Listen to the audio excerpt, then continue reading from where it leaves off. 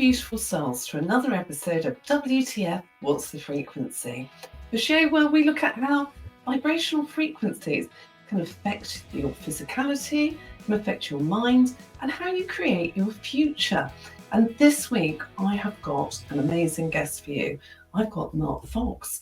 He's the inventor of the Vibe, the world's first and only PEMF device for ailments in humans and pets. And it uses frequency to cure these things, which is absolutely amazing. Now, Mark isn't woo-woo, as you might be thinking. He is, in fact, a scientist, an engineer. He's a creative thinking consultant. He's a crop circle formation researcher and a former space shuttle engineer. He's even built his own plane, and for 35 years, he's been a balloonist.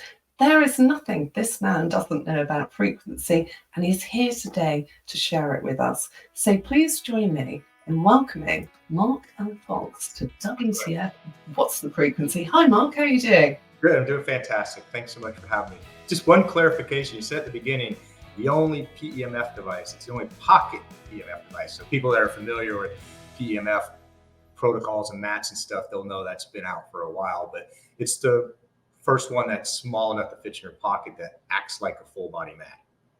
Well, I love the fact that I made a mistake there, because it's so easy to get confused with other devices on the market. And I'm really glad that you hammered home that this is pocket size. So it's something you can use on the fly, isn't it? It's something you can use on the fly. It's super discreet, right? So it's fitting in your pocket. People won't know that you're getting therapy. It kind of looks like a music player. So people are like, okay, he's listening to music or something. It's not multiple pieces like a mat that's 6 or 7 pieces is big and bulky that you have to carry around with you, or not carry around with you. You can't carry around with you. You have to do it in a clinic or have one of these larger machines and stuff at home. So yeah, that was part of it. How to make it affordable and how to make it discreet and small. That was the challenge. Well, that's what I like about this, because it's all about affordability, isn't it? And those sort of 10x health rooms are sort of £4,000 ticket on them. And they're not, it's, whilst everybody deserves wellness, I'm all about getting things out to people on lower salaries, lower incomes that actually need these things more than rich people, because they've got to go to work every day. So I love the fact that you said that this is affordable. Now, let's wind back here and just talk about what PEMF is, how you got interested in it, and what your machine's all about, really. Yeah, PEMF, it stands for Pulse Electromagnetic Field. It's a fancy 4-letter acronym. But if you think about it, it's the Earth is so it's a magnetic field, but it's pulsing like it sounds. So the Earth does that all the time. So the Earth is what's called the Schumann frequency. So it's 7.83 hertz, 14.1, and 20.3, I think. So those are the ones that every living and non-living thing in the world has been engulfed in, and we probably couldn't live without it, right? Because ionosphere and radiation stuff would kill the planet. So it's not anything new from that sense. And magnetic therapies have been around for 3,000 years. It just was discovered 50 to 75 years ago, roughly, that if it's a pulsed field, it's more therapeutic. So that's the relatively new development of it, is taking magnetic fields instead of just what was called lodestones 3,000 years ago. They were rocks, rocks that were magnetic. Nobody knows for sure how they're magnetic, except it's probably lightning that hit them, because it's only on the surface of the Earth. If you dig down a couple feet, they're not magnetized. I didn't know that. So there's a bit of real science, because we quite often get accused of being a bit woo-woo on this show. And, I love having scientists in to talk about this sort of thing. So lightning hitting stones will make them magnetic. I didn't know that. That's what we believe, but, there's not been a lot of funding put behind why these rocks are magnetic. But it's Aristotle, people thousands of years ago actually documented all this therapeutic effects of magnets. So there's that. The more modern part of it is in 1900s, Tesla, other researchers. There was actually in the United States, worldwide, there's a lot of doctors and medical people looking into any kind of electronic stimulation for therapy, which makes sense because your body's chemical, right? It's electrical and it's structural, right? So it's got all three of those. For whatever reason, there's a lot of rumors, but in 1934, a thing called Flexner Report came out, and it basically said, hey, and it was Rockefeller and other people behind it. They owned the American Medical Association at the time, basically. They said, if you're doing any kind of electronics, if you're doing anything that's not drugs or surgery, we're pulling the funding and you're going to lose your license. So a ton of this electrical stimulation in the US got scrapped. There's no history of it. Machines and stuff got thrown away. The research didn't, it's not there anymore for the most part. So that's sad because that only happened in the United States, but Germany and sorry, I'm just just for the British viewers here, I don't think people realise the power that the money of Rockefeller, etc., put on actually keeping this stuff under wraps and dustballing it, because a lot of this information and a lot of this technology has been around for a very long time, but we just haven't had access to it because it's been stopped by the money, hasn't it? It's been stopped by the money, and you can go into conspiracy theories, but it's not a conspiracy if it's true, right? There's no pharmaceutical model for a unconsumable magnetic device, right? That you're not taking as a pill, that I can't have you subscribing once a month to it, right? So there's all of that, and there's something like 30,000 published papers on PEMF. So there's a lot out there, but not near as much as pharmaceutical companies who have all the money to run all their own research, right? So there's a lot of studies out there. NASA has been using it since the 70s for bone density. It's one of the first uses. And long duration space flight, space station, you lose a lot of bone density. And I didn't know that. Why is that?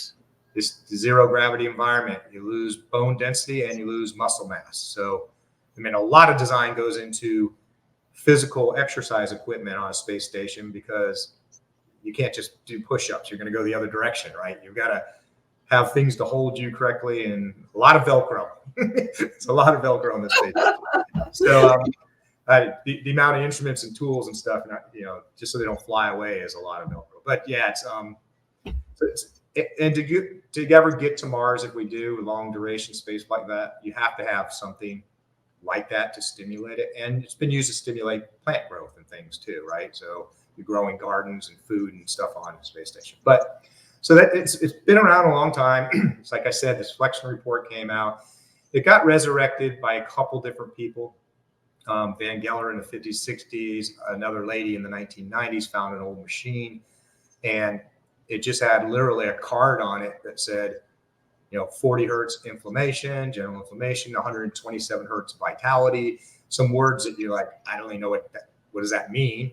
And there's no manual to tell you what it means. So if you think about it this way, they're frequency pairs, because I get asked this all the time. What frequency does it run on? It doesn't. It's between 1 and 1,000 hertz, but they're frequency pairs, and they change every 1 to 4 minutes on average, targeting different parts of the body, right? So if you think about it this way, the frequency pairs are ingredients, the protocols are recipes. So where they came from was 8,000 practitioners in the last 35 years in their medical kitchen trying stuff on patients to see if it works. That worked. Do a little more of that. That didn't work. Pull it out of the recipe. And that's how they've been developed, the ones that I'm using. So I'm using the ones that are shown the most promise over the last 35 years that don't have any side effects or complications, which most of PEMF doesn't have any. The only contraindications are if you have a pacemaker, don't use it. And if you're pregnant, just on the side of safety, don't use it. But there's no known cases in either one of those that's caused problems, but you got to be careful. So are these Hertz frequencies that you're working with, or what are they called? I can never pronounce this. It's esophageal frequencies that I think there's 8 of them, and they all have different properties for healing. Yeah, I've never heard a consensus on how to pronounce it correctly. I think it's solfeggio frequencies, SOLFE. I'll spell it wrong. GGIO, I think. But they are natural frequencies, and there's like caves and different things and historical stuff where you can hum. It's like it makes a certain noise that's 528 hertz, for example, is the love frequency. It's used for DNA repair. Monks and stuff, doing chants are all using frequencies a lot of times that fall into one of those. So there's a lot of theories of natural and chords and music and how they actually fit, but they just been around a long, long time. And like I said, sometimes it's in a natural environment like caves and stuff where it makes those sounds. It's interesting you should say that, because I live in a medieval town, and our 13th century maps are mapped chanting houses where people obviously got together and chanted, but there's no history on it at all. You can't find out anything about it. And yet, all these chanting houses are where ley lines cross. So you think energetically, you've got this sort of frequency of the earth, you've got the frequency of humans sending a sound to a higher level. What would that achieve? So it's really interesting that a couple of times already you've made reference to the fact that this is really ancient technology. It isn't anything new, is it? We're just almost rediscovering it now. The part that might be new is the specific part of the frequencies being applied where more, except for the solfeggio ones, right, that were kind of natural or singing bowls that they can make. But yeah, it's interesting you said ley lines. So in crop formation worlds, where ley lines cross is where a lot of crop formations show up. Well, interesting you should say that, because I was just going to say, I'm just going to do a quick pivot now onto crop circles, because, they always appear where ley lines cross, don't they? It's quite incredible. Not always, but very often they do. So, and then you start asking yourself, well, okay, is this on a ley line, or if it's not, is it because we don't know there's a ley line there, or we can't measure it? It's some different kind of energy. But yes, and one important distinction, because it's what got me interested into it, is it's not crop circles, it's crop formations. Now, if it was simple circles, it wouldn't be nearly as interesting, but the formations, many of them are symmetric or look like fractals. Some of them, so there's a lot of mathematics in them, and ratios and golden rules and Fibonacci series. I'm going to say his name wrong too. Okay. All that math is in a lot of them. And then some of it is not symmetrical at all. And it's information that doesn't make sense. I mean, what got me, I studied it. I didn't go to England until this happened. Okay. There was a crop formation that spelled pi. So it was 3.14159, right? That was in like a pizza. So picture 10 slices of pizza, and it kept ratcheting down. It represented that number. Nobody recognized that till 2 years after the crop formation was gone. 2 seasons later, a PhD was looking at it going, I think that's representing pi. So it's not symmetrical. If I showed it to you, right? So I'm like, so there's intelligence in that. So I called up the two top researchers at the time, was Lucy Pringle and John Glickman. And I said, did you guys go into that one that morning that it happened? They go, yes. They both said yes. I go, was it authentic? Authentic means not man-made. And can we just talk about that for a minute? Because I live in an area where there's a lot of UFO sightings, and we do have crop circles here quite regularly. And there's almost a sort of anti-press. Don't believe that these are created by anything other than, two little old men with boards tied to their feet. And they even put something on the TV. I can't tell you how offended we are, because when you go to a crop circle, there's no footmarks to get there, are there? It's like it's been imprinted on the earth. There are footmarks when it's man-made. So that's one of the key indicators. So I make this comment and people go, yeah, come on. So 95% of crop formations are not man-made. 5% are, and you can prove it. So I have a checklist of 15 to 18 different things now that you go through when you go into formation. And I've got that from all the other researchers talked to and reading all their books. And there's several indicators, but a couple of them that the most obvious one is when it's man-made, stomp with a board, it breaks the crop. If it's not man-made, the knuckle, like on wheat, is going to be usually, not always, bent at about 45 degrees and looks like It's inflamed. The knuckles increased about 50% in size. And it looks like you can reproduce that in the lab with microwave energy. So that's the assumption that it might be some kind of microwave energy. The other one is things like you just said, footprints, where are they at? The super non-technical one on the checklist is, okay, do you all agree that that is about 5,000 man hours of work?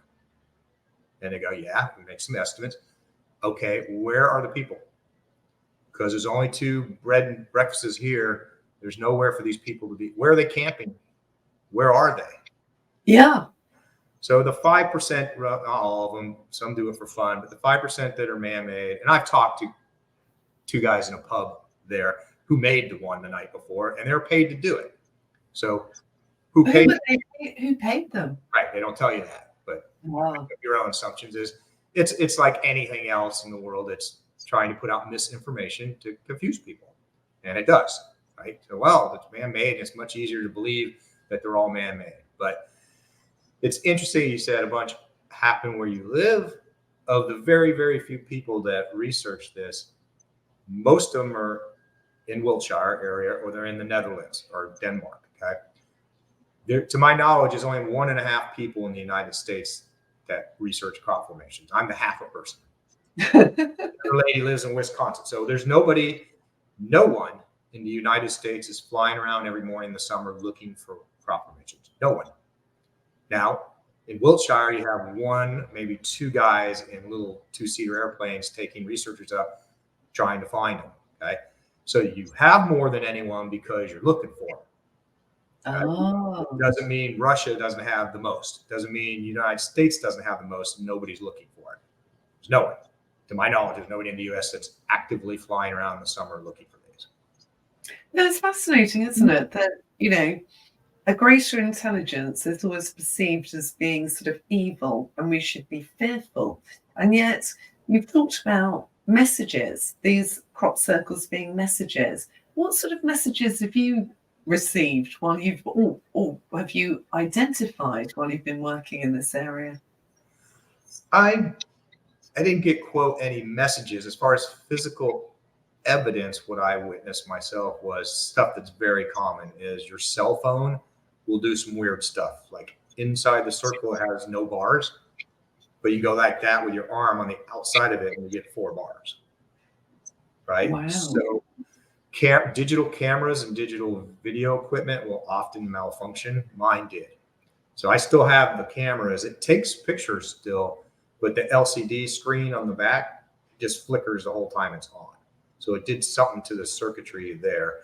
A lot of the researchers will take dogs with them, and dogs sometimes like them, sometimes they don't.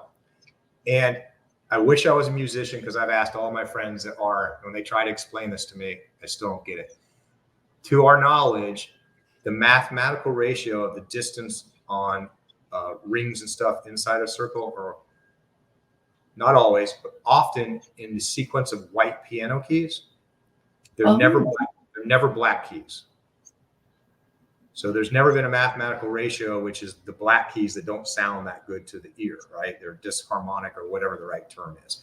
So that's one thing I think is very interesting, is nobody's found that, where, hey, here's an example of black keys as far as mathematical ratios. But lots of fractals and things, messages.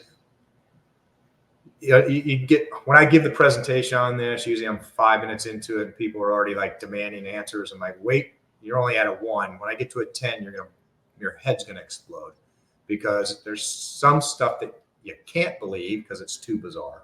But things like Arecibo messages that we sent out in the space of, here's who we are, we live here, we're sending this with radio waves, we're made of carbon and nitrogen, oxygen, blah, blah.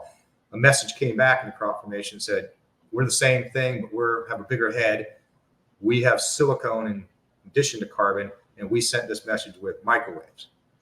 Now, wow. So you go, you can go look it up. It's like Arecibo message in the crop formation, and it happened right next to the radio telescope that sent the message. So your immediate response is that obviously is man-made. It's not, by the indicators that they had back then. There's one called the woven basket. That is, we'll go in too big of a rabbit hole, but the woven basket is so bizarre. It's what it sounds like. It's woven vertical wheat that's been woven. Oh my goodness, like almost plaited. It's vertically. It's one of those that would be 100,000 man hours to make it, right? My It's goodness. something like that. It was ridiculous. And that one, nobody got to research because the farmer freaked out so bad he mowed it down. Oh There's no. only a couple pictures really taken of it, but the samples that they got looked like it was authentic. So the ones I've been in, that is a term that a lot of people won't be familiar with, called rheology. It's the science of flow. So a lot in making plastics or your potato chip bag, there's a reason it opens that way and tears easy and doesn't that way, because the polymers have been perfectly aligned intentionally, not perfectly, intentionally to do that. So it has. Oh wow, because I just thought I was a real weakling because I was really wrestling with a packet of crisps in the pub the other night, and everyone was laughing at me saying, gosh, you really need to go down the gym. You can't even open a packet of crisps. I didn't realise that. So it's polymers that make it easy to open. It's polymers, and it's aligning the polymers and how they flow when you manufacture the thing. We do that a lot in rocket motors and stuff, is you need the stuff to flow correctly. So there's a whole science behind that. But the one formation I went into was so intricate, of just layers layered on layers, and it looked like water flow, like water had flowed through and created it. But just looking at it, I'm like, okay, there's like 8 layers of this. That's perfect. I mean, stomping that with a board, I don't know how you'd ever possibly do that. And plus you would have broke them all. But so we don't freak your listeners out too much, go too deep into the rabbit hole of crop formation. No, I love it. We count on people going down the rabbit hole because it's interesting stuff. It's stuff that doesn't normally hit the press. And I want people to open their minds to things and start seeing things and looking for information that they wouldn't normally look for. So I think this is really fascinating. But we're just going to take a quick break now from our lovely sponsors, the LifeSpring Gold Card, which restructures water and food. And we're going to be back in a minute. So stay with us, because I'm here with Mark Fox and we're having a fascinating conversation about frequency, crop circles, and we've got even more things that are even more exciting to talk about. So we'll see you in a minute. Ignite your vitality. Meet the LifeSpring Gold Card, a quantum leap in wellness. Revitalize your bioenergy, boost stamina, ease aches, and improve your mental focus. Shield yourself from electromagnetic frequencies emitted from cell phones, laptops, and other smart technologies. Restructure tap water, revitalize food, and harmonize everything around you. Elevate well-being with LifeSpring, made in the USA. Order today from VanessaElston.com. And welcome back. Thank you so much for staying with us. I'm here with Mark Fox and we're having a fascinating conversation about frequency, crop circles, and all sorts of scientific wonders, really. So, Mark, how did you make the jump from being a rocket scientist, effectively, an engineer, working on the Space Shuttle, to getting into frequency? Did you have sort of a calling? What was your door opening that you walked through? No, I get asked. I mean, I went from rocket science, space station stuff, to making aircraft parts, to iOmega, if anyone can remember, a zip drive in the old days. So I got into this is when the internet was just starting, right? The late 90s and stuff. So got into e-commerce and that type of thing. But I've sold women's clothing. I own part of a women's clothing company. It's interesting because you walk in and try and fix that business and it's the same fundamental. So it doesn't really matter to me. It doesn't matter which it is. It's the same basic kind of stuff. But this specifically, my dog, Air, 23 years ago, she couldn't come up the stairs one day, and we took her to the vet. She had arthritis in her spine, and a friend of mine who's a very good, super forward-thinking veterinarian, he said, there's this lady that has this magic machine that can fix arthritis. I'm like, so we set up a meeting to take her up there, and she got so sick so fast, unfortunately, that the meeting didn't happen, or she passed away. But yeah, but yeah, I'm still sad about it. 23 years. That's why I still I haven't. mean, I was saying to somebody the other day, my dog's been dead for 13 years. I miss that dog every day. And I've had other dogs since, but nothing will ever, there will never be another one of those. There'll never be another one, you know? Yeah, it's been 23 years. I might get one for Christmas. It's been long enough, but it's like, see, I learned about the frequencies. I got trained on them and stuff. And what we said this earlier, what upset me the most, especially when I realized there's a very effective protocol for PTSD and trauma, and is being held hostage in clinical environment with expensive machines. I'm battling that right now with the horse industry because they're using a not to be named device that's monstrous, hard to use, and $15,000. I know exactly what you're talking about because I live near Newmarket, which is the world's international centre of flat racing. So I know exactly what stronghold they've got on the, at the top echelons as well, which is hard enough to stay afloat, being a top class trainer. So expensive. So yeah. So sorry, carry on. That's just what really motivated me, was to try and make one that was small, portable, but mostly affordable. It's like, I'm not an electrical engineer. My undergraduate's chemical engineering, but I'm like, it can't cost that much. I mean, it shouldn't be a $15,000 device. There should be a way to make something less expensive. And I started off very naively with printed circuit boards and engineers. And at the time, I was trying to put too much energy out of it because I didn't know, and they'd catch on fire and the coils didn't work. And in the end, I now know I don't need near that much energy to be therapeutic. But what I ended up finally figuring out is it's because of the protocols I have. I use a music synthesizer and I make MP3s. So they're songs. So basically what this device is it's a music player, but it has no speaker. So you just take the speaker out. I say just, and put coils in there, and the MP3 is played through the coils like a song. It's not making any sound. It's making the magnetic field. Now, I said simple because I had an 8-foot pile of coils over here last year, 2 years ago, just trying to get the design right. But yeah, so trying to make something affordable. What's kept me motivated a lot is the 44 suicides a day, right? 22 military veterans in the United States, right? 15 first responders, 5 medical worker, and 2 active duty. There's 44 suicides a day in the United States. Okay. No, right? Not counting the rest of the world. And that's people in uniform. That's not counting all these other people. So that got me motivated. Is like, there is a solution out there that right now I'm at the 95% success rate.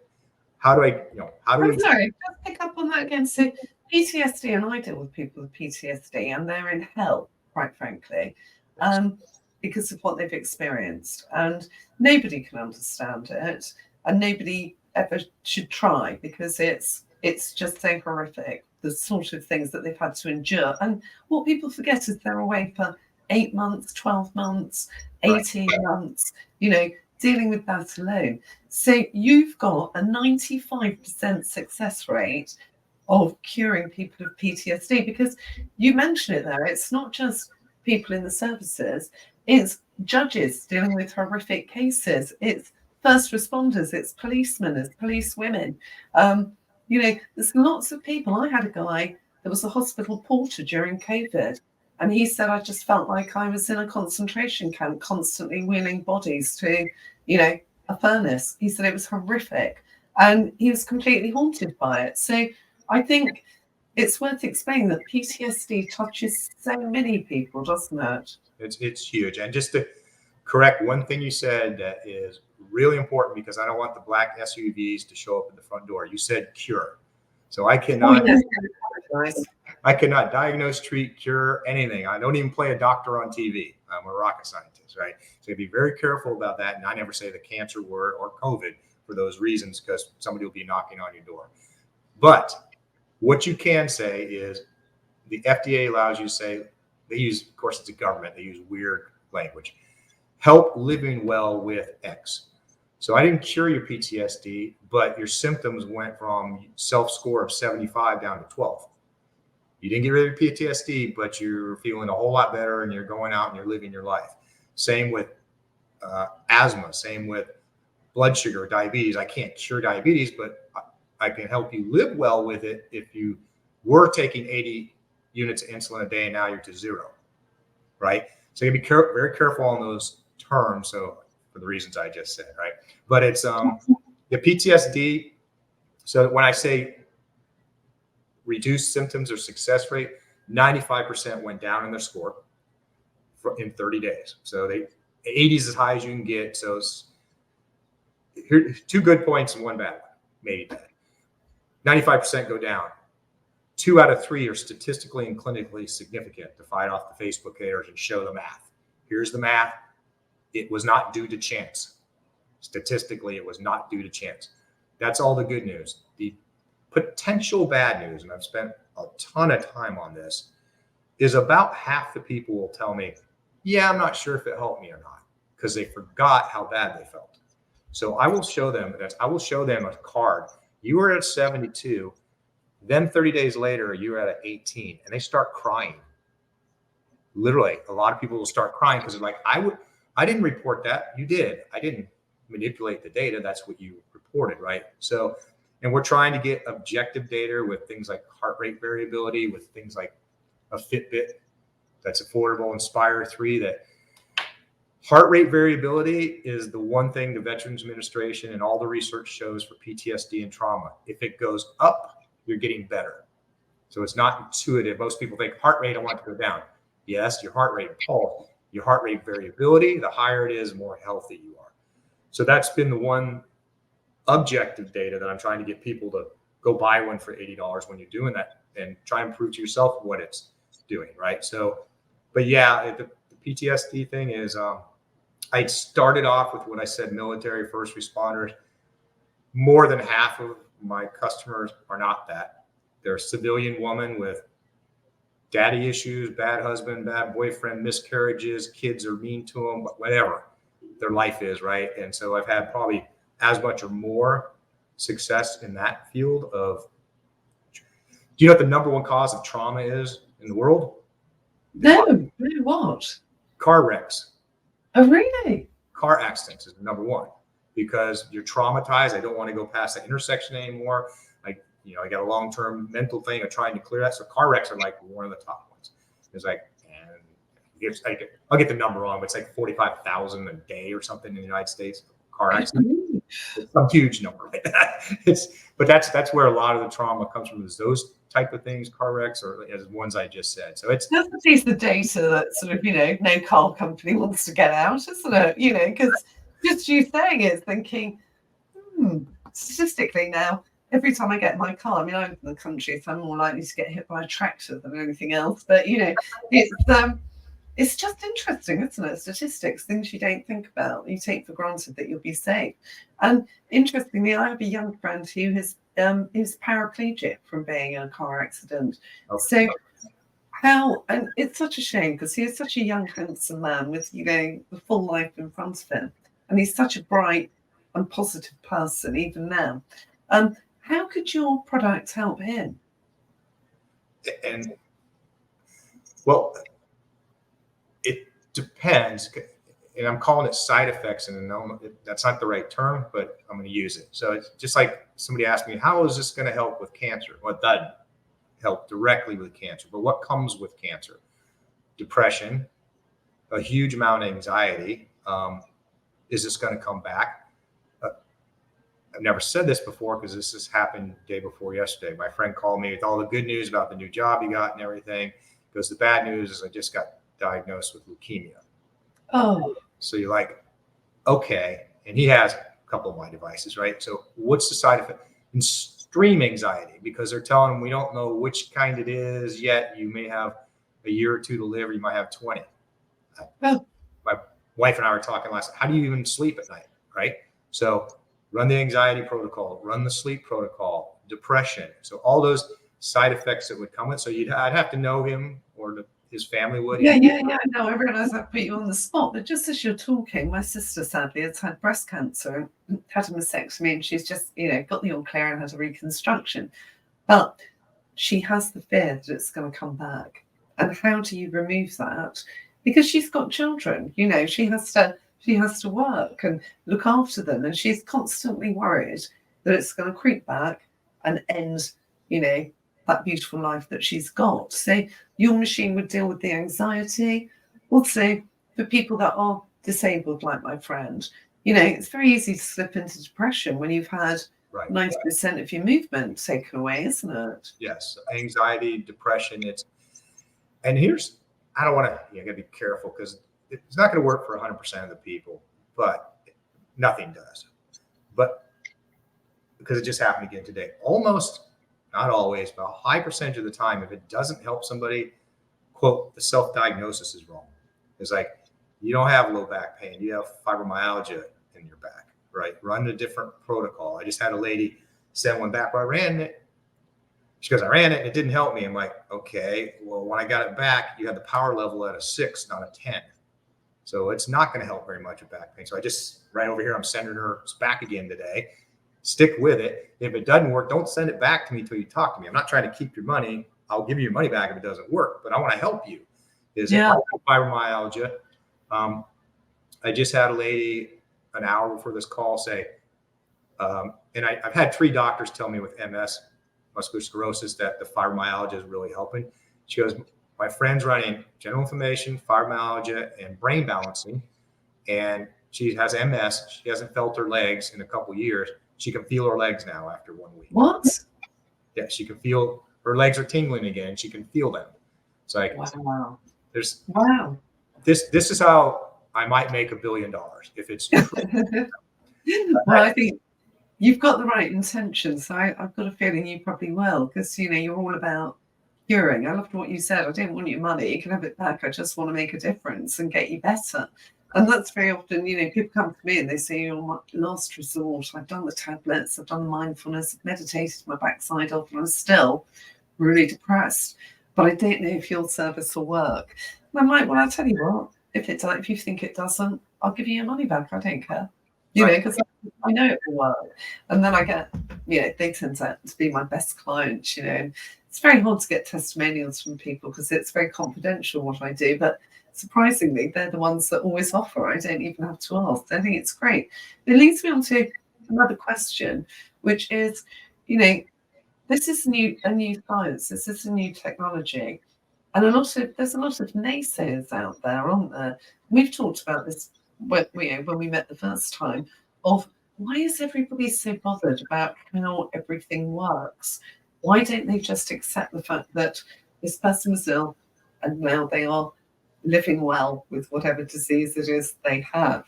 So, and it's a bit like this quantum gold card. People say, oh, I don't believe it works.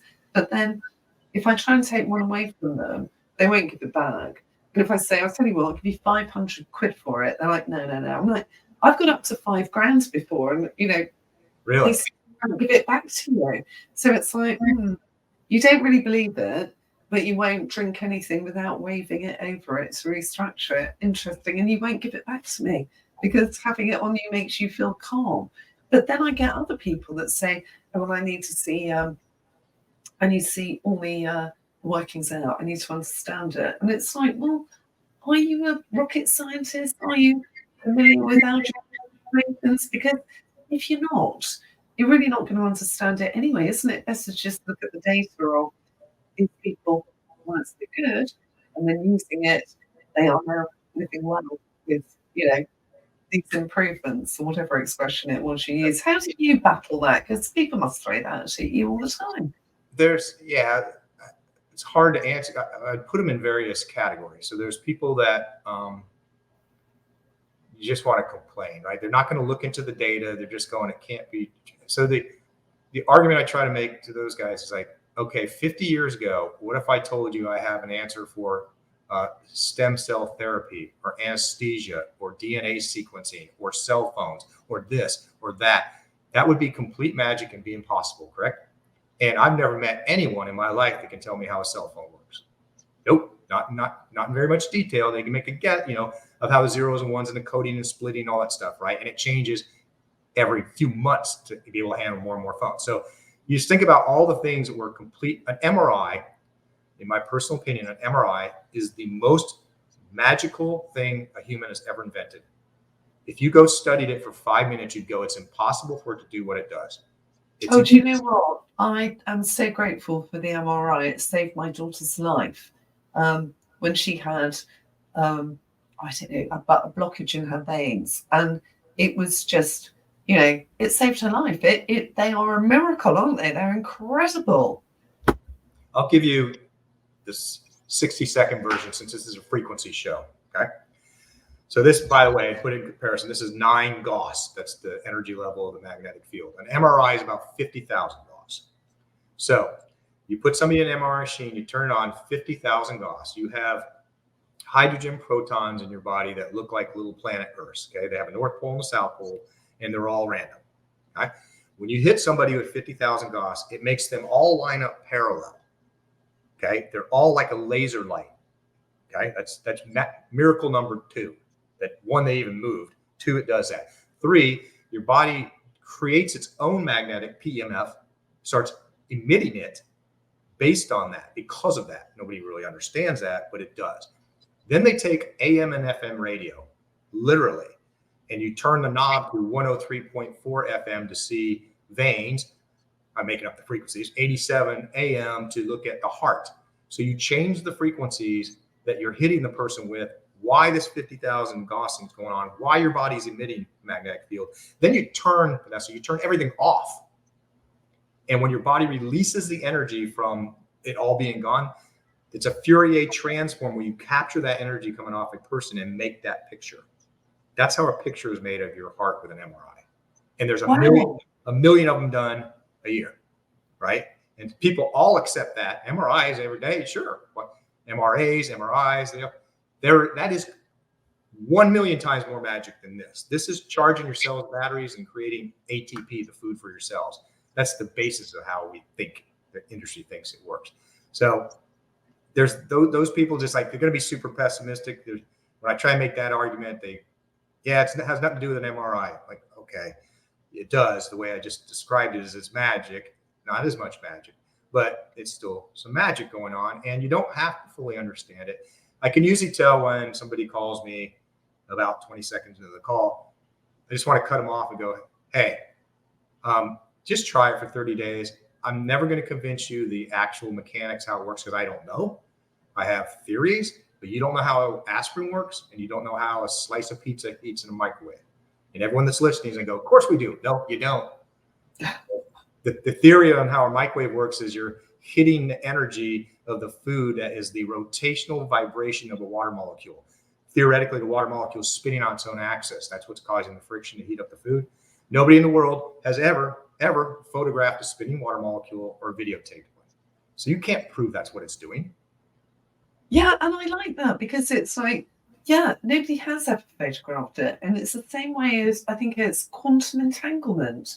They can experiment to prove that it's happening, but anytime they try to film it, photograph it, Right. it's like it almost hides and goes, oh no. We're not showing ourselves to you. It's like, this is a bit too magic for what you've got right now, unless you have to see it with another part of your body, or you have to see it in a different way, don't you? Because we only use such a small percentage of our brains.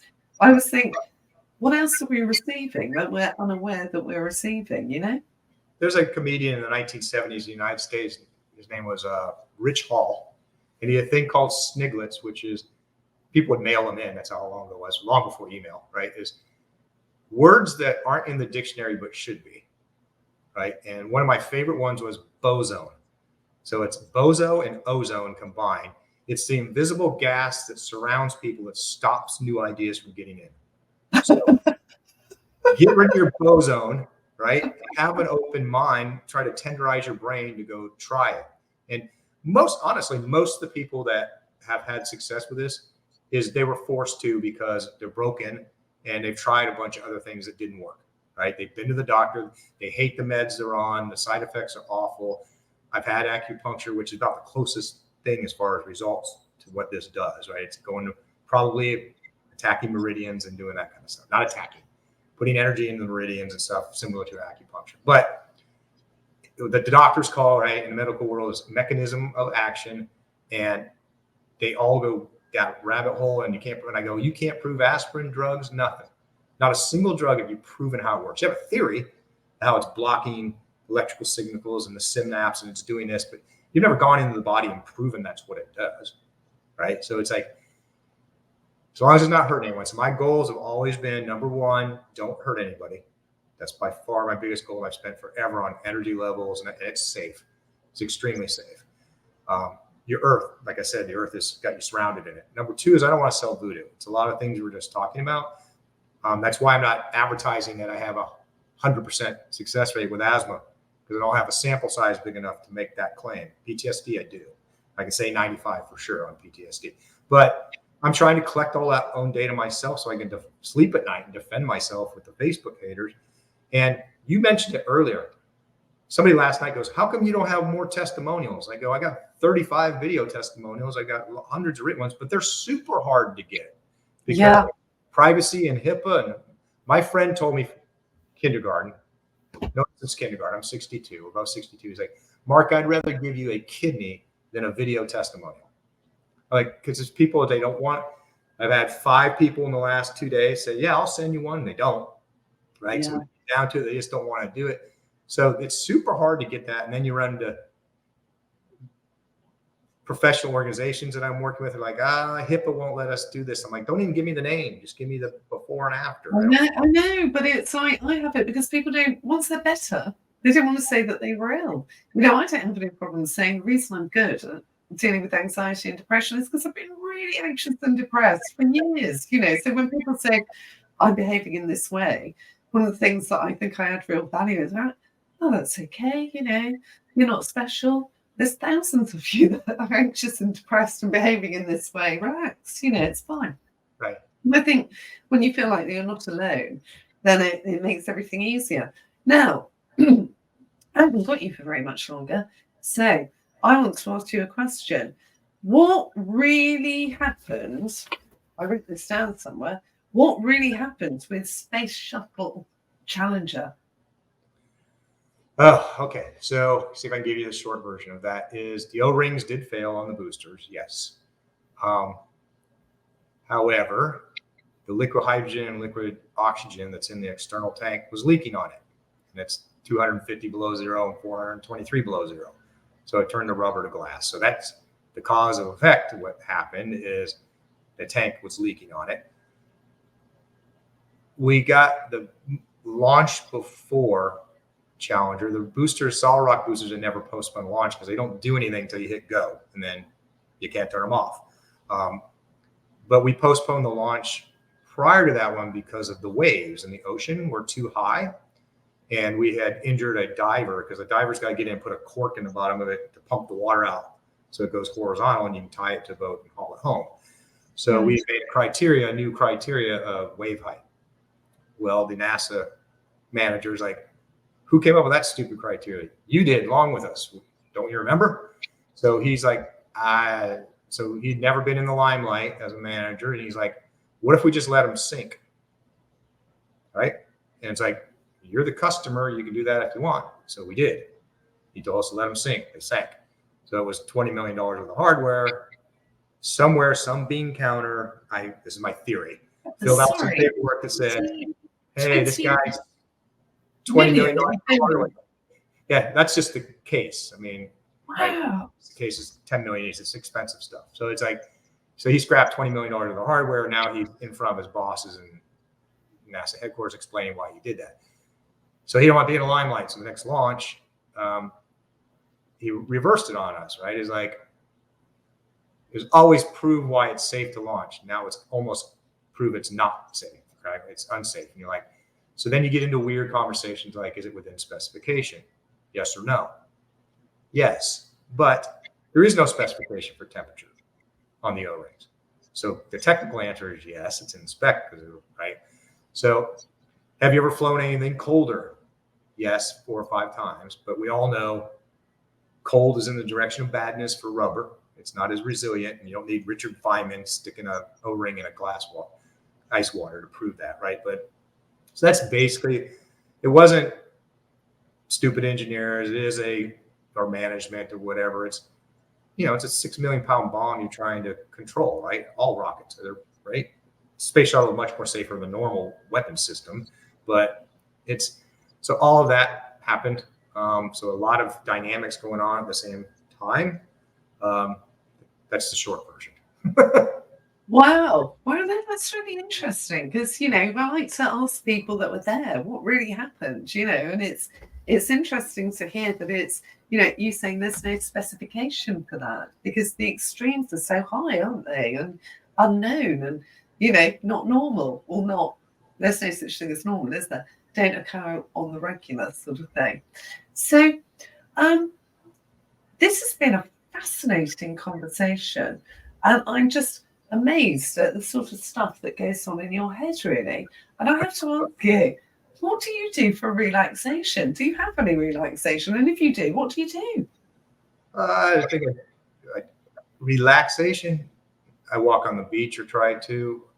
That's probably where I'm going after this podcast is walking on the beach for a couple hours. But it's not really relaxation because I'm just thinking about this stuff, right? I want to do more. But for fun, that's not what you asked me. But for fun, hot air balloons and my airplane that I built. I love flying them. I've decided this year, since the business has been taken off, I'm neglecting my toys because I've flown the least amount this year than I have in 35 years. So I got to get back on trying to have some more fun, blocking some time out to actually fly some more. But yeah, relaxing now, I was just going to say sailing large sailboats, but that's never relaxing. It's fun, but you're always on the lookout for somebody else, the other idiots that don't know the rules. Because you got to assume nobody does, because only about half the people do, right? Who's got right away? These boats are coming to each other. You can't turn a 45-foot boat that fast sometimes, especially if you don't have seasoned crew. And I've always got friends and family that know a little bit about it, but they're not professional sailors, so neither am I. I've tried sailing, all that ducking and pulling. I mean, I nearly got knocked out about 3 times. The lingo, and they'd shout, and I'd be like, "What?" And it'd be like, So I think it is, but it's interesting you say that because a lot of people like yourself that I'm lucky enough to get to talk to, don't really relax. They do things for fun, but their minds are operating constantly. And I find it fascinating because, in terms of gender intelligence, you don't fit into the regular, do you? Because it is said that men need time to be quiet. And I had a client recently and I said to him, for God's sake, don't tell your girlfriend you're not thinking anything because we don't believe you. We think you're thinking about other women. Just say you're thinking about work or building a shed or your car or anything, but just don't say you're not thinking about anything. So I find, whereas women, on the other hand, the reason we don't believe you is because we're always thinking about, even when we're quiet, I think. But you geniuses that come up with this stuff, you're a bit like that. You're up walking on the beach, but I bet your mind's wearing away solving problems. So, and I find that really interesting that you go and do that. Is that when you get the greatest clarity coming in? Well, there's 2 women that do sound therapy with singing bowls and guided tours and stuff. They have multiple vibe devices, and we may end up partnering together. And so this whole conversation is like, I will build you a guided meditation. I go, it's super hard for me to meditate. She goes, I'm going to build you something, and I want you to spend 20 minutes a day for 3 weeks doing this. I just got it today. So, oh, how exciting. Just emailed it to me, and I got my MP3 player.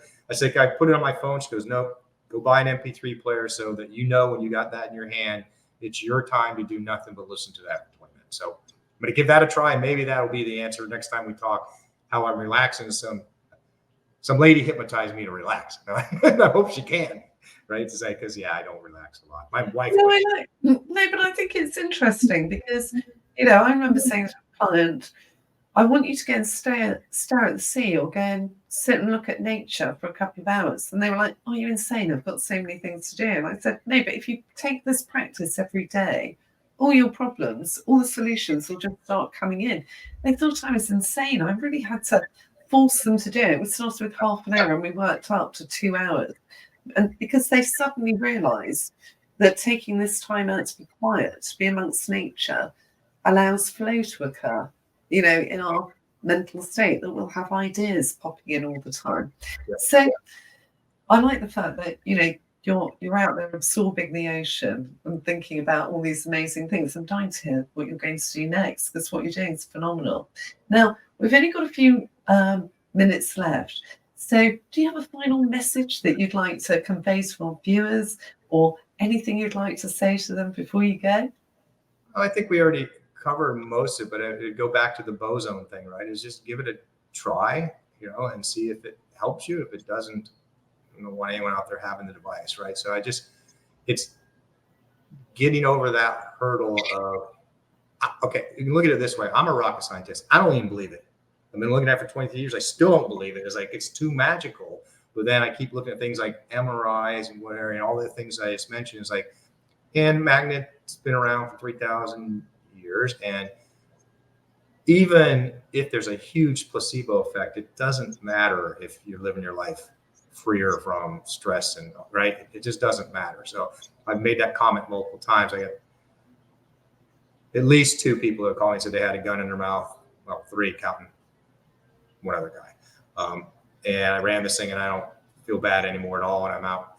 My friends notice it. I want to go to the movies. My kids actually want to hang around with me. My wife doesn't hate me anymore. Right. All of this stuff is good. I don't care if that's 100% placebo. It's, your life was here. Now it's over here. Keep doing it type thing. So that's not.